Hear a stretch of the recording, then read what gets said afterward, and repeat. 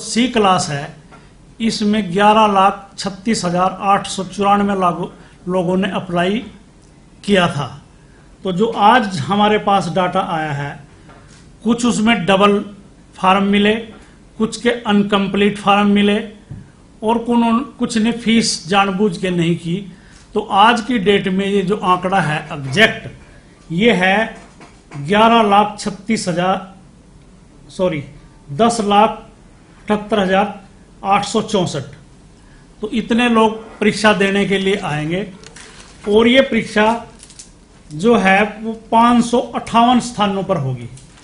अब आप ये क्वेश्चन कर सकते हैं कि पहले तो आप कह रहे थे कि 1200 केंद्र होंगे, तो 658 स्थान हैं, 658 बिल्डिंग्स हैं, मतलब इंस्टीट्यूट हैं, ये संस्थाएं हैं।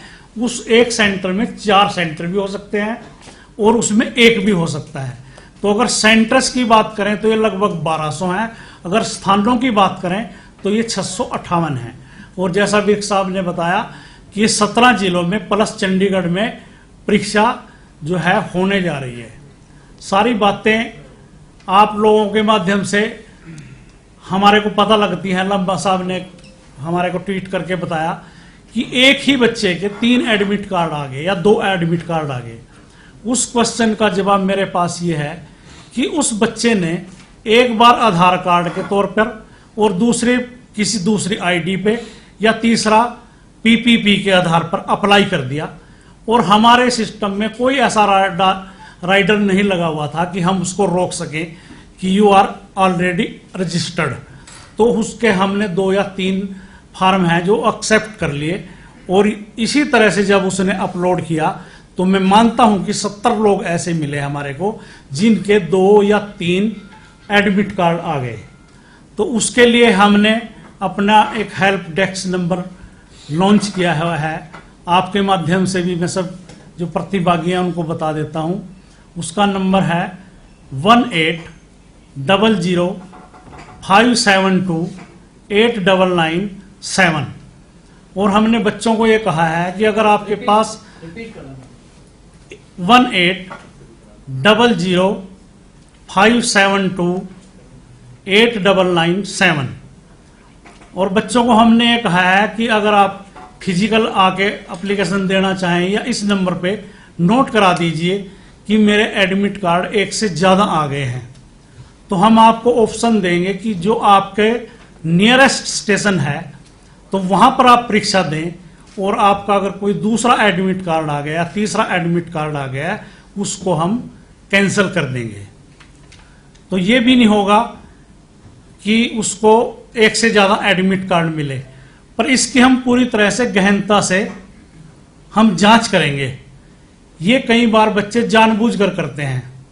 एक एडमिट कार्ड पे वो खुद बैठ गया, दूसरे पे उसने सीटर बैठा दिया, या उसने 2 परीक्षाएं खुद दे ली और जोन से में उसके ज़्यादा नंबर हैं, कल लेके ये आ जाएगा कि मेरा तो सर एक्चुअल नंबर ये था। तो हम पूरी तरह से इसकी गहनता से विचार करेंगे। अगर किसी ने ऐसा जानबूझकर किया है तो उसका कैंडिडेचर हम रद्द करेंगे, और HSSC की परीक्षा से उसको सदा के लिए डीबार करेंगे कि आपने रॉन्ग इंफॉर्मेशन दी है। अगर उससे कहीं गलती से हुआ है तो हम उससे को परीक्षा से वंचित नहीं करेंगे और उसको परीक्षा में कंसीडर करेंगे। इसी तरह से जैसे एक क्वेश्चन अभी आया कि हैंडीकैप्ड का जो है 150 किलोमीटर के डिस्टेंस पे सेंटर आ गया है, वो भी उस बच्चे की कहीं ना कहीं अपनी गलती है।